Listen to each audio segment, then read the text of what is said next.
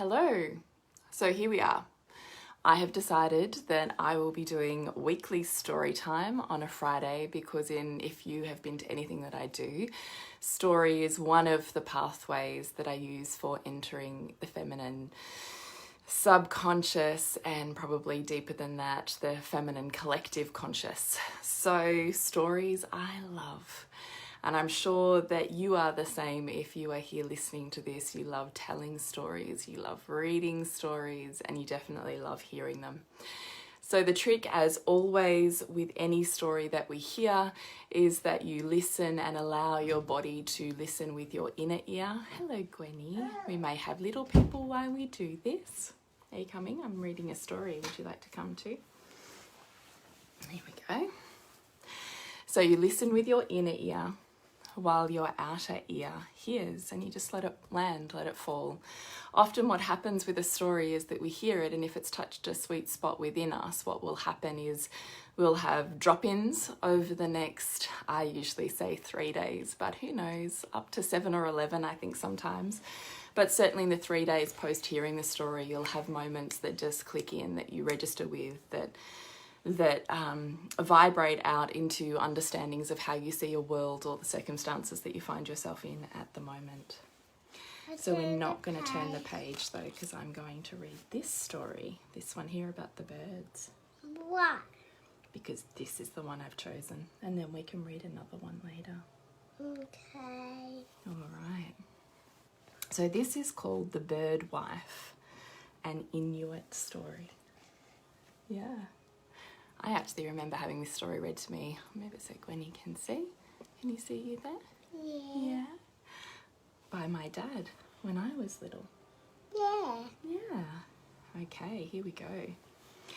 Itiang was unhappy because he could not find a wife. So he packed his belongings into his sled and left home to search elsewhere. After many days travelling across ice and snow, he came to the land of birds. There he found a lake in which many geese were swimming, and on the shore stood as many pairs of tiny boots. Itiang stole a pair and hid them in his coat. You're gonna read that one Sure am. after the bird one. Mm-hmm. Ah. When the geese came out, And there's birds in there. there is, so I'm going to read. You're going to listen? Oh. When the geese came out of the water, they... And there's people. Okay, this may or may not work. And there's people. There's a picture of people there Yeah. in their snowsuits. Yeah. When the geese came out of the water, they found one pair of boots was missing. At once they took fright and flew away, but one of the flock remained. Itiang stepped out of his hiding place. Sure. I will give you your boots, he said, if you will be my wife. It is not in my nature. Thank you, I will. So the bird says, Give me the lid. it is not in my nature to be your wife, said the goose. I'm gonna try open the lid. Usually when I'm telling story, it sits much deeper because we're not having the interruption. So I hope you're Mommy, following along. I can open the lid. You can open it. Yeah. All right, we're coming back to the story. Yeah. It is not in my nature to be your wife, said the goose. Very well, said Itiang, and he turned away. But the goose called him back. It is not my nature, she said, but I'll be your wife if you return my boots. Boots? Mm-hmm. No. So Itiang set the boots before her, and when she put them on, she was changed into a woman. Have I got Itiang and his wife travelled from the land of the birds to a village by the sea. As she wished to live by the water, there they soon had a son. Do you want to listen here, or do you want to go back out to where Lola is? I don't have what's right when you're doing that. Oh, you wanted to see what I was doing? Yeah. I'm just going to read a story to my friends who you can't see, but they're on the other side of the phone. And then I'm coming back out to have a cup of tea. Do you want a cup of tea too? I'm not. Because you don't like the idea that I'm spending time with my friends here. No. Well, I'm going to tell a story to the phone here. No. I'm not going in. All right, that's fine. That's cool. You can stay. But we need to be quiet while I read the story. No. Don't want to do that either. Do you know what's happened so far? No. A man wanted a wife. No. And so he went to the land of the birds. And he stole one of the magic geese's boots. And he bargained with her and said, "You must be my wife in exchange for your freedom." No. That's what he said. And she said, "All right, if that is what I must do, I will let you know. It's not in my nature, but I'll do it." Nearly. Can I turn the page? How about I tell you when it's time to turn it? Okay. Yeah. All right. There they had a son. Idiung earned the respect of his neighbours, for he was the best... Sorry, touched your sore toe. For he was the best whaler in the village. However, his wife would never help the other women cut up the whale and carry the blubber to their homes. Stop, I'm gonna get water on your head. Are you? Yeah. My food is not from the sea, she told Idiung. My food is from the land. I'm gonna drink it after me. All right. I will not touch the meat of the whale. Not shut my You must don't eat, shut my insisted mouth. Idiung. I will spill wood on my finger, but I will drink it. Would you like me to hold that? Yeah. My food is from the land. I will not touch the meat of the whale.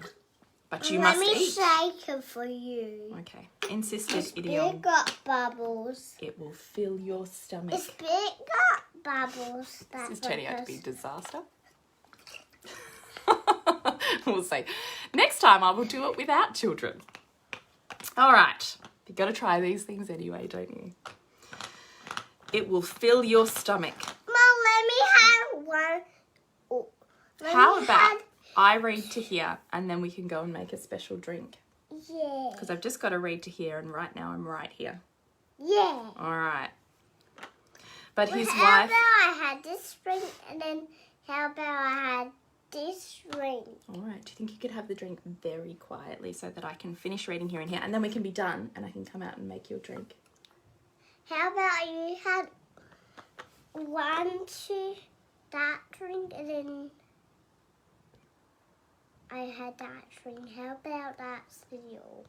That's the deal. I have that many drinks. And then how about Lola had this drink? You'd like to give Lola a drink too? Yeah, but one of your water. Out of my water. Yeah. All right. Ooh, careful. There we That go. lid, she had my lid. Mm-hmm.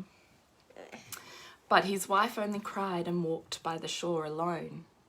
Idiung didn't notice that she had begun to collect feathers along the shore. He had a drink. All right. This is a disaster. If you're hanging in there, thanks. You're done. You're done. Mm-hmm. I'm here, and I've got to get all the way down to here. Ah. Are you going to listen? Yeah. Or you want to go see Lols? Stay here. Righto. Got your listening ears on them? Yeah. Mm-hmm. Well, She'd begun to collect feathers along the shore. That's it. One day, when she had enough, she That's fixed them between her flowers fingers and the fingers of her son, and they both turned into geese and flew away. It's impossible for you to be quiet, isn't it? Lola's drink is water drink. Do you want to take that to her, for her to have a special drink?